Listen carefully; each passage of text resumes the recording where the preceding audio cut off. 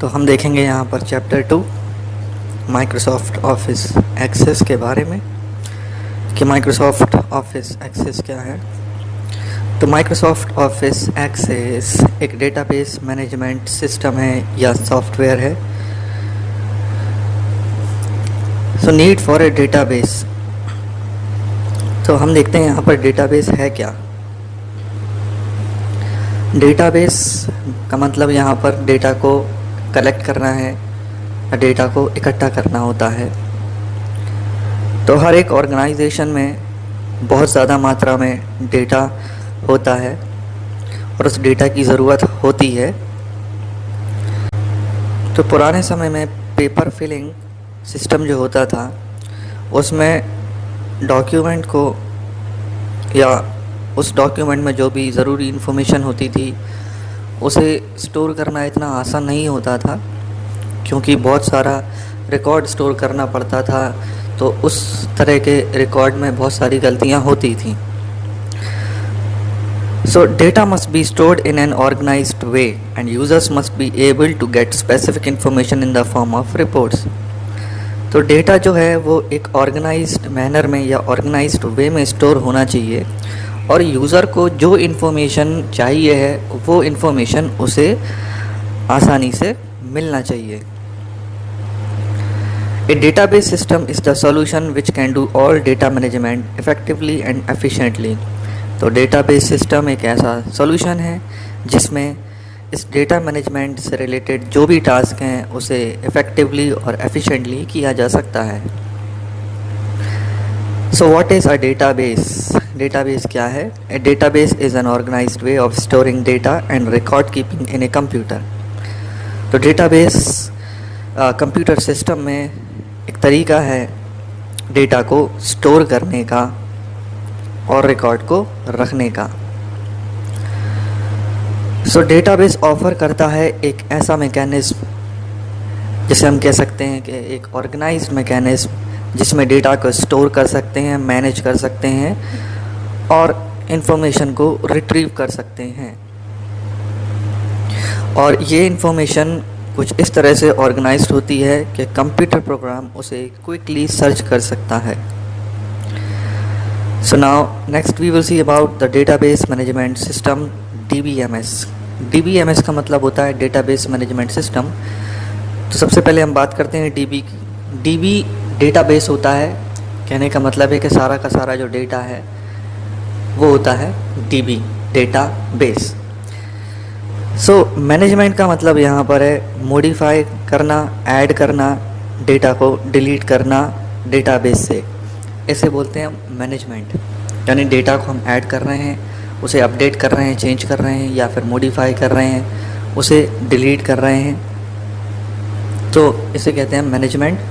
और सिस्टम का मतलब यहाँ पर है कि एक ऐसा सॉफ्टवेयर जो मैनेजमेंट के लिए हमको फैसिलिटी प्रोवाइड करता है, यानी डेटा को ऐड करना, डिलीट करना, उसे अपडेट करना और डेटा को रिट्रीव करना, ये सारे काम एक सॉफ्टवेयर करके देता है। तो इस तरह से बन जाता है डेटाबेस मैनेजमेंट सिस्टम। तो सिस्टम का मतलब यहाँ पर सॉफ्टवेयर। तो कुछ एग्जांपल्स हैं यहाँ पर, जैसे Oracle, Microsoft Office Access and FoxPro, ये कुछ पॉपुलर DBMS सॉफ्टवेयर्स हैं। तो अलग अलग तरह के DBMS प्रोडक्ट्स होते हैं, जैसे कि रिलेशनल हो गया, नेटवर्क हो गया, हायरार्चिकल हो गया। तो ये इस तरह के डेटाबेस के या DBMS के टाइप्स हैं, प्रोडक्ट्स हैं। तो हम देखेंगे यहाँ पर रिलेशनल डेटाबेस।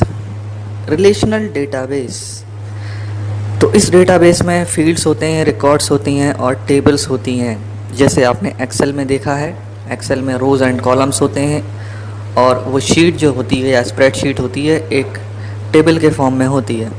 तो इसी तरह से रिलेशनल डेटाबेस में फील्ड्स, रिकॉर्ड्स, टेबल्स होते हैं और tables are the building blocks of a database, क्योंकि सारा का सारा डेटा हम टेबल में ही स्टोर करते हैं। हम स्टोर करते हैं फील्ड्स में, रोज़ में, लेकिन वो सारा का सारा टेबल में ही स्टोर रहता है। All data is manage in tables consisting of rows and columns where data is stored. Each row is one set of information. कहने का मतलब है कि हर एक रिकॉर्ड एक इंफॉर्मेशन को डिस्प्ले करता है या स्टोर करता है। And each column stores an individual item called field, और हर एक फील्ड एक इंडिविजुअल आइटम को स्टोर करता है जिसे हम फील्ड कहते हैं। एक फील्ड एक सिंगल पीस ऑफ इंफॉर्मेशन होती है, एक रिकॉर्ड एक कंप्लीट सेट होता है फील्ड्स का, और एक टेबल रिकॉर्ड्स का कलेक्शन होती है। अब हम देखते हैं यहाँ पर डेटाबेस के कुछ एडवांटेजेस। तो डेटाबेस के कई सारे फ़ायदे हैं, तो उसे जानने से पहले हम देखते हैं यहाँ पर ऑर्डिनरी फाइल सिस्टम कैसे काम करता है। N ordinary file system has a lot of disadvantages, कई सारे डिसएडवांटेज हैं एक ऑर्डिनरी फाइल सिस्टम के, जैसे duplication of data, data vulnerability, data inconsistency और एट्सेट्रा। तो कहने का मतलब है कि कई सारे डिसएडवांटेज होते हैं एक पुराने या ऑर्डिनरी फाइल सिस्टम में।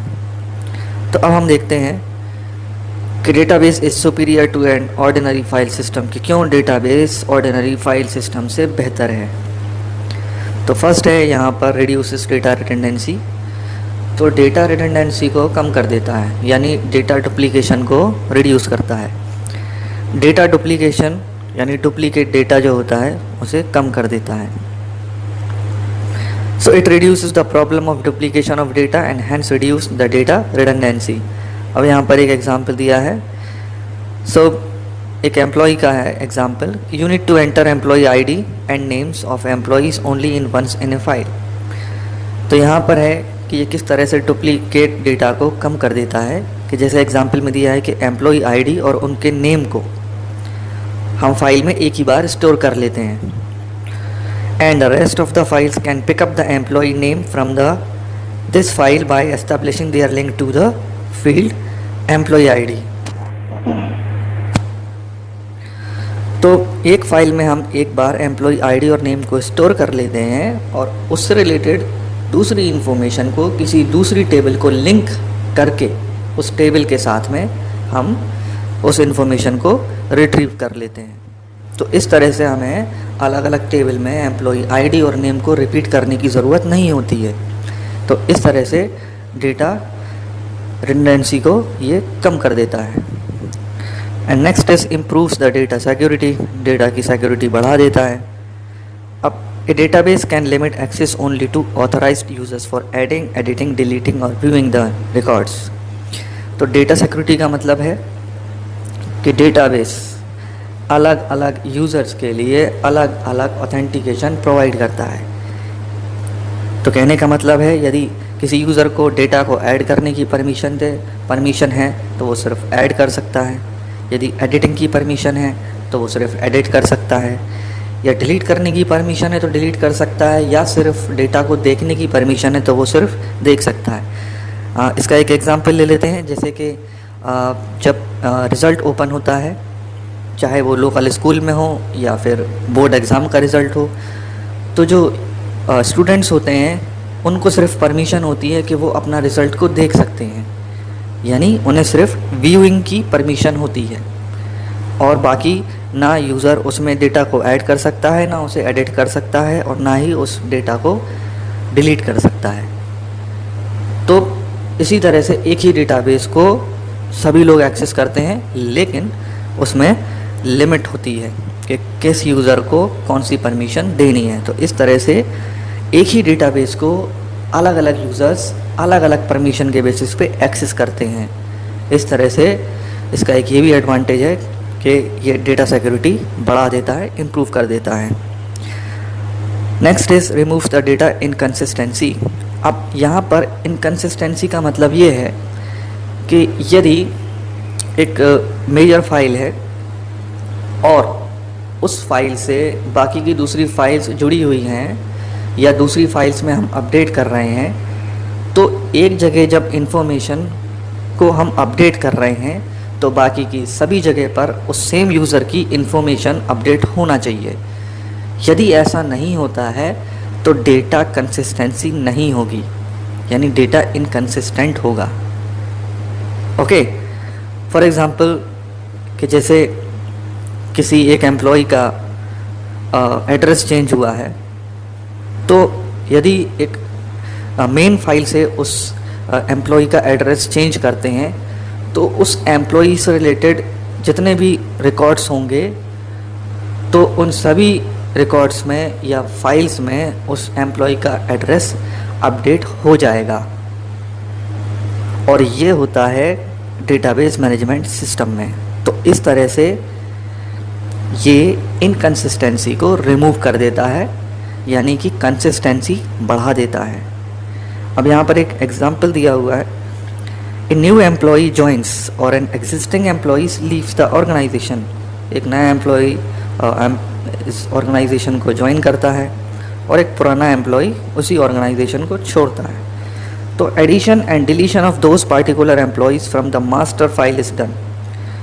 तो एक फ़ाइल होती है मास्टर फाइल, तो यदि कोई नया एम्प्लॉय जुड़ रहा है तो उसी मास्टर फाइल से उसे ऐड कर रहा है, और यदि कोई ऑर्गेनाइजेशन को या कंपनी को छोड़ के जा रहा है तो उसी मास्टर फाइल से उसको डिलीट भी करना है। तो जब ऐसा होगा तो उससे रिलेटेड जो दूसरी फाइल्स होंगी या जो दूसरी जगह पे उनका नाम आ रहा होगा तो ऑटोमेटिकली नए एम्प्लॉय का नाम वहाँ जुड़ जाएगा या दिखेगा, और जो एम्प्लॉय छोड़ के चला गया है उसका नाम वहाँ से हट जाएगा। तो इस तरह से ये डेटा की कंसिस्टेंसी को बढ़ा देता है और इनकंसिस्टेंसी को कम करता है या रिमूव कर देता है। नेक्स्ट है maintains the data integrity. Data integrity का मतलब है the correctness of the data can be ensured by applying suitable data type and appropriate data validation checks. तो डेटा इंटीग्रिटी का मतलब है करेक्टनेस ऑफ द डेटा। अब correctness of the data का मतलब यहाँ पर ये है कि फॉर एग्ज़ाम्पल देख लेते हैं, जब हम कोई एक फॉर्म फिल करते हैं, किसी भी तरह का फॉर्म फिल करते हैं, तो आप देखते हैं स्पेशली ऑनलाइन फॉर्म जो हम फिल करते हैं तो उसमें अलग अलग कॉलम्स दिए होते हैं, जैसे कि नेम का कॉलम अलग होता है, डेट का कॉलम अलग होता है, आधार नंबर एंटर करने का कॉलम अलग होता है, एज एंटर करने का कॉलम अलग होता है। तो ये जो अलग अलग कॉलम्स होते हैं इन्हीं में हम उस तरह की वैल्यू को एंटर करते हैं। नेम कॉलम में नेम एंटर करेंगे, एज में एज एंटर करते हैं, और डेट ऑफ बर्थ में डेट एंटर करते हैं, आधार कार्ड यदि पूछ रहा है तो उसमें आधार नंबर एंटर करते हैं, मोबाइल नंबर पूछ रहा है तो उसमें मोबाइल नंबर एंटर करते हैं। तो कहने का मतलब यहाँ पर ये है कि जिस फील्ड में जिस टाइप का डेटा पूछा गया है उसी तरह का डेटा हम उसमें एंटर कर सकते हैं। फॉर एग्ज़ाम्पल नेम कॉलम में हम मोबाइल नंबर एंटर नहीं कर सकते। यदि आप कोशिश भी करेंगे तो वहाँ पर एरर मैसेज डिस्प्ले होगा। यानी इसी को बोलते हैं वैलिडेशन चेक्स, कि सही डेटा एंटर हो रहा है या नहीं हो रहा है, वो डेटा वैलिड है या नहीं है। फॉर एग्ज़ाम्पल यदि डेट ऑफ बर्थ है या डेट ऑफ जॉइनिंग है, उसमें डेट या फिर टाइम का टाइप ही यूज़ करना है तो उसमें आप सिर्फ डेट ही एंटर कर सकते हैं या टाइम ही एंटर कर सकते हैं, उसके अलावा और कोई दूसरा डेटा एंटर नहीं कर सकते हैं। ऐसे ही आधार कार्ड के कॉलम में सिर्फ आप आधार नंबर ही एंटर कर सकते हैं, उसके अलावा कोई दूसरा नंबर एंटर नहीं कर सकते। और उसमें एक फॉर एग्ज़ाम्पल कि 12 डिजिट्स का ही नंबर एंटर करना है, उससे ज़्यादा नहीं करना है या उससे कम नहीं करना है, तो आप उतना ही डिजिट का नंबर एंटर करेंगे। तो इस तरह से वो डेटा वैलिड है या नहीं है उसका वैलिडेशन भी चेक होता है। तो इस तरह से डेटा जो स्टोर होता है या जो यूज़र एंटर करता है, ये सॉफ्टवेयर या सिस्टम इंश्योर करता है कि डेटा एकदम करेक्ट हो। तो इसी को बोलते हैं डेटा इंटीग्रिटी। नेक्स्ट है मेक्स रिपोर्ट ईजियर। अब जब डेटा स्टोर हो जाता है डेटाबेस में और अलग अलग वेज में ये ऑर्गेनाइज्ड होता है, तो रिपोर्ट को जनरेट किया जा सकता है क्वेरी के थ्रू। तो अलग अलग वैरायटीज़ की रिपोर्ट्स हैं, जिस तरह के रिपोर्ट्स की ज़रूरत होती है, जिस फॉर्मेट में या वैरायटी में रिपोर्ट की ज़रूरत होती है, तो इस डेटाबेस मैनेजमेंट सिस्टम से रिपोर्ट्स को भी ईज़िली जनरेट कर सकते हैं या किया जा सकता है। तो ये तो हो गए कुछ एडवांटेजेस डेटाबेस के। अब हम यहाँ पर देखते हैं माइक्रोसॉफ्ट ऑफिस एक्सेस 2010 के बारे में। तो माइक्रोसॉफ्ट ऑफिस एक्सेस 2010 एक रिलेशनल डेटाबेस मैनेजमेंट सिस्टम है, यानी RDBMS है, क्योंकि इसमें भी हम डेटा को टेबल्स के फॉर्म में यानी रोज़ एंड कॉलम्स के फॉर्म में ही एंटर करते हैं। और ये एक माइक्रोसॉफ्ट का ही प्रोडक्ट है, यानी माइक्रोसॉफ्ट ऑफिस सूट का एक पार्ट है। तो माइक्रोसॉफ्ट ऑफिस एक्सेस एक GUI सॉफ्टवेयर है, या कह सकते हैं एक GUI एप्लीकेशन है, यानी ग्राफिकल यूज़र इंटरफेस। तो ग्राफिकल यूज़र इंटरफेस का मतलब ये है कि हम माउस के थ्रू सेलेक्ट कर सकते हैं और इन्फॉर्मेशन को एंटर कर सकते हैं, उसे स्क्रॉल कर सकते हैं। तो इस तरह से एक्सेस भी एक ग्राफिकल यूज़र इंटरफेस प्रोवाइड करता है, जिसमें इसमें डेटा को ऐड करना, अपडेट करना और डेटा को व्यू करना ईजी हो जाता है और सिंपल हो जाता है। तो इस माइक्रोसॉफ्ट एक्सेस को बिगिनर्स भी यूज़ कर सकते हैं कुछ छोटी एप्लीकेशंस को तैयार करने के लिए। और अब हम देखेंगे ऑब्जेक्ट्स ऑफ MS एक्सेस। तो अभी हमने देख लिया कि Microsoft Office Access Microsoft Office suite का ही एक पार्ट है, जो कि एक RDBMS है, रिलेशनल डेटाबेस मैनेजमेंट सिस्टम, जो कि ग्राफिकल यूज़र इंटरफेस है, जिसमें डेटा को ऐड करना, डिलीट करना, उसे रिट्रीव करना इजी और सिंपल हो जाता है। तो हम बात कर लेते हैं ऑब्जेक्ट ऑफ MS एक्सेस। अब MS एक्सेस में जब हम डेटाबेस क्रिएट करेंगे और जब उसमें हम टेबल क्रिएट करेंगे, तो इस तरह से MS एक्सेस में अलग अलग काम करने के लिए अलग अलग ऑब्जेक्ट्स होते हैं। तो हम यहाँ पर देखेंगे ऑब्जेक्ट्स और उनके पर्पस के बारे में। तो सबसे पहले यहाँ पर tables, all the data stored in tables. When you create a new table, Access ask you to define field giving each a unique name defining the data type. तो टेबल जैसे हमने देखा कि मेन बिल्डिंग ब्लॉक है, और जब हम table में डेटा स्टोर करेंगे तो उसके पहले हम टेबल को डिफाइन करेंगे, जिसमें हम फील्ड्स को स्पेसिफाई करेंगे डेटा टाइप के साथ में। नेक्स्ट है यहाँ पर क्वेरी।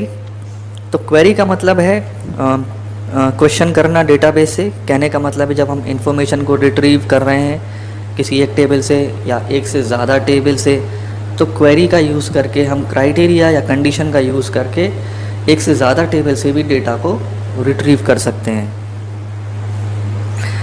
एंड नेक्स्ट है form. These are screens for displaying data and entering updating data in the fields. तो एक्सेस हमें फॉर्म्स के थ्रू भी डेटा को एंटर करने के लिए और अपडेट करने की फैसिलिटी प्रोवाइड करता है। तो फॉर्म भी यहाँ पर एक ऑब्जेक्ट है। जिस तरह से हम फॉर्म देखते हैं, ऑनलाइन फॉर्म फिल करते हैं, सेम उसी तरह का फॉर्म भी हमें यहाँ पर देखने को मिलता है, जिसके थ्रू हम डेटा को ऐड अपडेट कर सकते हैं। Report, these are the formatted output to display और प्रिंट बैचेस ऑफ रिकॉर्ड्स। तो रिपोर्ट्स यहाँ पर एक ऐसा ऑब्जेक्ट है जिसमें हम जो भी डेटा है उसका आउटपुट देख सकते हैं और उन आउटपुट को प्रिंट भी कर सकते हैं। So views to create tables and data types. तो टेबल को हम दो तरीके से क्रिएट कर सकते हैं। तो पहला ऑप्शन होता है यहाँ पर डेटा शीट व्यू में हम टेबल को क्रिएट कर सकते हैं। डेटा शीट व्यू में एक्चुअली जो फॉर्मेट प्रोवाइड होता है टेबल का, वो कुछ एक्सेल की तरह दिखाई देता है, जिसमें रोज़ एंड कॉलम्स दिखाई देती हैं। और डिज़ाइन व्यू में हम जब क्रिएट करते हैं टेबल को, तो उसमें हम फील्ड्स को और उनके डेटा टाइप्स को और प्लस उनकी प्रॉपर्टीज़ को सेट कर सकते हैं। तो ये हो गया डिज़ाइन व्यू। तो दो तरीके से टेबल क्रिएट कर सकते हैं। एक डिज़ाइन व्यू में, जो कि एक सिंपल फॉर्म है, यहाँ पर हमें फील्ड नेम देना होता है और एक स्प्रेडशीट के रूप में हम टेबल को यहाँ पर देखते हैं। और नेक्स्ट है डिज़ाइन व्यू, जहाँ पर आप टेबल को डिफ़ाइन करते हैं, फील्ड नेम देते हैं और उन फील्ड नेम के लिए डेटा टाइप को सेट करते हैं और उसके अकॉर्डिंग उस फील्ड की आप प्रॉपर्टी भी सेट कर सकते हैं। तो अब हम यहाँ देखेंगे next topic, the various data types and there uses. अलग अलग तरह के डेटा टाइप और उनके यूजेस। तो फर्स्ट डेटा टाइप है टेक्स्ट डेटा टाइप। तो टेक्स्ट डेटा टाइप में आप सिर्फ टेक्स्ट को स्टोर कर सकते हैं, यानी combination of text and numbers. तो जब भी आपको फॉर एग्जांपल नेम है या एड्रेस कॉलम है, तो तो इस तरह के कॉलम के लिए हम टेक्स्ट डेटा टाइप को सेलेक्ट कर सकते हैं और इसमें हम टेक्स्ट और नंबर्स को स्टोर कर सकते हैं। सेकंड डेटा टाइप है मेमो। मेमो में या इस टाइप के डेटा टाइप में हम शॉर्ट मैसेजेस को या फिर नोट्स को स्टोर करते हैं और इसमें हम 64,000 कैरेक्टर्स तक स्टोर कर सकते हैं। तो इस तरह के शॉर्ट मैसेजेस स्टोर करना है तो इस तरह के यदि शॉर्ट मैसेजेस स्टोर करना है तो हम मेमो डेटा टाइप यूज़ कर सकते हैं। नेक्स्ट है नंबर डेटा टाइप, यानी नंबर्स को यदि हमें स्टोर करना है, ऐसी फील्ड हमें लेना है जिसमें हम नंबर स्टोर कर रहे हैं, जैसे कि कोई कॉन्टैक्ट नंबर हो गया या आधार नंबर हो गया, तो इस तरह के फील्ड में हम नंबर डेटा टाइप यूज़ कर सकते हैं। और इस तरह के डेटा टाइप में या इस तरह के कॉलम में मैथमेटिकल ऑपरेशन भी कर सकते हैं, यानी कैलकुलेशन भी परफॉर्म कर सकते हैं। तो जैसे एग्जांपल दिया यहाँ पर सैलरी, क्वांटिटी एट्सेट्रा, ये हम स्टोर कर सकते हैं नंबर डेटा टाइप में। नेक्स्ट डेटा टाइप है डेट एंड टाइम। तो जब भी डेट और या टाइम की रिक्वायरमेंट है स्टोर करने की, तो वहाँ पर हम डेट या टाइम डेटा टाइप यूज़ कर सकते हैं। Currency data type rates, prices etcetera store करने के लिए यूज़ होता है और इसके आगे एक डॉलर सिंबल ऐड हो जाता है ऑटोमेटिकली। तो जब भी करेंसी का यूज़ करना है हमको, ऐसा कॉलम जिसमें हम करेंसी का यूज़ कर रहे हैं, तो वहाँ पर हम करेंसी डेटा टाइप यूज़ कर सकते हैं। ऑटो नंबर एक ऐसा डेटा टाइप है जो ऑटोमेटिकली एक सीक्वेंशियल नंबर को इंसर्ट कर देता है कॉलम में। कहने का मतलब ये है कि इस वाले डेटा टाइप में आपको मैनुअली नंबर ऐड करने की ज़रूरत नहीं होती है, ये ऑटोमेटिकली एक सीक्वेंशियल नंबर स्टोर करता जाता है। और नेक्स्ट टाइप का डेटा टाइप है येस एंड नो। यदि हमें येस एंड नो में कोई डेटा स्टोर करना है तो इस तरह का डेटा टाइप हम यूज़ कर सकते हैं। ये एक लॉजिकल डेटा टाइप होता है। अब हम देखते हैं यहाँ पर setting the field properties. Field properties को हम कैसे सेट कर सकते हैं, जो कि हम डिज़ाइन व्यू में टेबल क्रिएट करेंगे तो हमको डेटा टाइप स्पेसिफाई करना है और उसी फील्ड के लिए हम कुछ प्रॉपर्टीज़ को भी सेट कर सकते हैं। सो फर्स्ट प्रॉपर्टी यहाँ पर है caption. So by using this property you can display another name for the field to make the field name more relevant. It is a title given to a field name. तो जब आप एक field name को specify करते हैं तो यहाँ पर उस फील्ड के बारे में या कोई दूसरा नेम आप इस फील्ड में दिखा सकते हैं जिससे कि ये फील्ड नेम और ज़्यादा रिलीवेंट हो जाए। तो कैप्शन यहाँ पर एक प्रॉपर्टी जिसे आप सेट कर सकते हैं किसी भी फील्ड के लिए। नेक्स्ट है यहाँ पर default value. It is the value which will automatically inserted into the field while entering A record. तो डिफ़ॉल्ट वैल्यू आप सेट कर सकते हैं जब भी किसी फील्ड में रिकॉर्ड इंसर्ट करना हो तो उस फील्ड में ऑटोमेटिकली ही एक डिफ़ॉल्ट वैल्यू एंटर हो जाती है। फॉर एग्ज़ाम्पल कि कोई एक ऐसी फील्ड रखना है जो मैंडेटरी नहीं है और उसमें चाहते हैं कि यदि यूज़र इस फील्ड को स्किप कर रहा है तो उसमें कोई ऑटोमेटिकली एक वैल्यू इंसर्ट हो जाए, तो वो डिफ़ॉल्ट वैल्यू हम सेट कर सकते हैं। तो एग्ज़ाम्पल दिया हुआ है, the function date will insert today's date and now will insert the current date and time in the date time data type field. For example हम यदि इस डेटाबेस को डिफ़ाइन कर रहे हैं, डिज़ाइन कर रहे हैं और हमें एक ऐसा कॉलम चाहिए है जिसमें हम चाहते हैं कि जो डेट है वो करंट या आज की डेट ऑटोमेटिकली स्टोर्ड हो जाए, तो हम उस फंक्शन का यूज़ कर सकते हैं और डिफ़ॉल्ट वैल्यू को सेट कर सकते हैं जिससे कि यूज़र को उस कॉलम में कोई वैल्यू एंटर नहीं करनी है, लेकिन वो कॉलम हम करंट डेट के लिए यूज़ कर सकते हैं। तो कहने का मतलब है कि जब भी कोई फॉर्म फिल करेगा तो जो भी डेट को फिल करेगा उस डेट या उस टाइम को जो ये डिस्प्ले कर देगा या इंसर्ट कर देगा वहाँ पर। रिक्वायर्ड फील्ड एक ऐसी प्रॉपर्टी है यहाँ पर रिक्वायर्ड जिसमें फील्ड में वैल्यू एंटर करना मैंडेटरी हो जाता है। That means this field required the value. So you can use this property to specify whether a value is required in a field or not. यानी किसी फील्ड में value की requirement है या नहीं है, तो इस तरह से इस प्रॉपर्टी को सेट कर सकते हैं.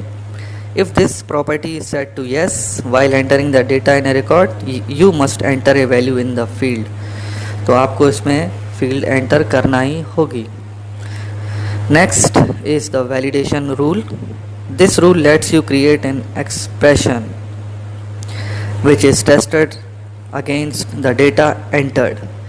अब वैलिडेशन रूल यहाँ पर है कि हम एक वैलिडेशन लगाते हैं जो वैल्यू को टेस्ट करता है कि क्या एंटर की गई वैल्यू वैलिड है या नहीं है, या उस रेंज में है या नहीं है. सो एग्जाम्पल है यहाँ पर, you can enter the validation rule for a numeric field as greater than 0 to disallow the entry of 0 और नेगेटिव नंबर्स. तो वैलिडेशन रूल प्रॉपर्टी को हम सेट कर सकते हैं जिसमें हम ये सेट कर सकते हैं कि कोई न्यूमेरिक फील्ड है तो उसमें यूज़र जो वैल्यू एंटर करे वो 0 से ग्रेटर हो, उससे कम ना हो. तो जब भी कोई यूज़र 0 या कोई नेगेटिव वैल्यू एंटर करेगा तो ये उस कॉलम में एंटर नहीं करने देगा, तो जिससे ये वैलिडेशन चेक होगा कि यूज़र सही टाइप की वैल्यू या सही वैल्यू एंटर कर रहा है या नहीं कर रहा है. नेक्स्ट है वैलिडेशन टेक्स्ट.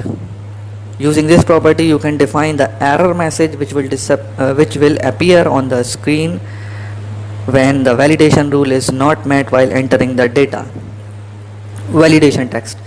Validation text एक ऐसी प्रॉपर्टी है, यदि कोई यूज़र कॉलम में कोई वैल्यू एंटर कर रहा है लेकिन वो रॉन्ग वैल्यू एंटर कर रहा है, तो एक एरर मैसेज हम डिस्प्ले कर सकते हैं यहाँ पर कि वो यूज़र क्या गलती कर रहा है. कहने का मतलब है कि जब हम कोई वैल्यू एंटर कर रहे हैं लेकिन वो वैल्यू सही नहीं है, तो यूज़र को हम एक मैसेज के थ्रू अलर्ट कर सकते हैं, उसे बता सकते हैं, नोटिफाई कर सकते हैं कि जो आपने वैल्यू एंटर करी है वो गलत. So this property is the validation text property. Using this property you can define the error message which will appear on the screen when the validation rule is not met while entering the data.